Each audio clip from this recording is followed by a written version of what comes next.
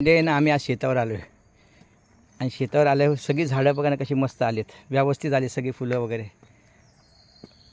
ह्या सीझनला ना फुलं खूप येतात. ही बघा पिवळी फुलं. आकाने आम्ही आता चाललो तर बघूया कुठे काम आहे काय ते बघायचं असेल. बिक्साला ना आता फुलं यायला सुरुवात झाली. आता ते फळं येतील आणि त्या फळांपासून आपण वापर करतोय. आणि आका काय करते, आकाने काय काढले ते? हां बरोबर आहे, रात्र हे लाजाळू आहे. हात लावल्यानंतर हे बघा लाजाळू बघा, हे हात लावल्यानंतर कशी मिठ्यात बघा पानं. ही बघा लाजाळू, ही पानं बघा कशी मिठ्यात लगेच. ही बघा हात लावली ना की लाजाळूची पानं सगळी मिटली जातात. हे बघा कशी मिठ्यात बघा.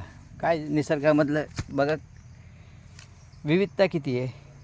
फक्त तिला हात लावते ती लगेच लाजते, अशी लाजाळू.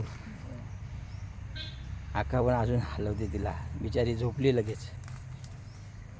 जागी होती ना, झोपली सगळी बघा. हे बघा आता बघा कशी होती बघा. हात लावलं की लाजाळू काय होऊन जाते लगेच. हे बघा पानं बघा, हे बघा मी टच करतोय फक्त. हे बघा बघा, हे बघा सगळी झोपली.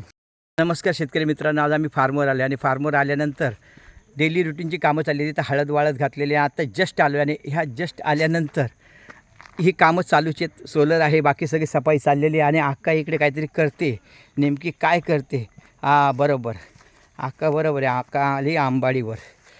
आंबाडीची फुलं जी आलीत ना, फुलं लागलेत, कारण खूप फुलं लागलेत. हे बघा ना, संपूर्ण आंबाडीचं प्लॉटच इथे भरलेलं आहे.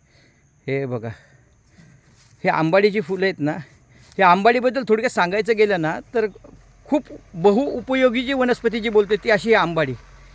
ही जी फुलं पाहताय ना तुम्ही, या फुलांपासून आपण काय करतो, सरबत बनवलं जातं. त्याच्या पाकळ्यांपासून चटणी वगैरे बनवली जाते. आणि ही जी कोवळी पानं आहेत ना, ही बघा समोरची कोवळी पानं, या कोवळ्या पानांपासून आपण भाजी बनवतो.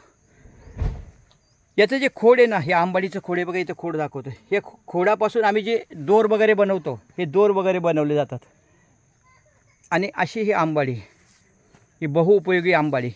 हिचं ह्या झाडाच्या फुलांमध्ये क जीवनसत्वाचं प्रमाण जास्त असतं आणि त्यामुळे स्कर्वी असू दे किंवा खोकला असू दे, या कामांसाठी ह्या आंबाडी याचा उपयोग केला जातो. आमच्याकडे शेतकरी मंडळी आता भात वगैरे झाले, आता याची खोड जी आहेत ना, ही खोडं ही आम्ही जमा करू, त्याचं दोरखंड बनवण्यासाठी वापर करू. त्याच्या पानांची भाजीसुद्धा सुंदर लागते आणि चटणीसुद्धा चांगली होते फुलांपासूनची. आणि अशा प्रकारे ही आमची बहुउपयोगी अशी ही आंबाडी.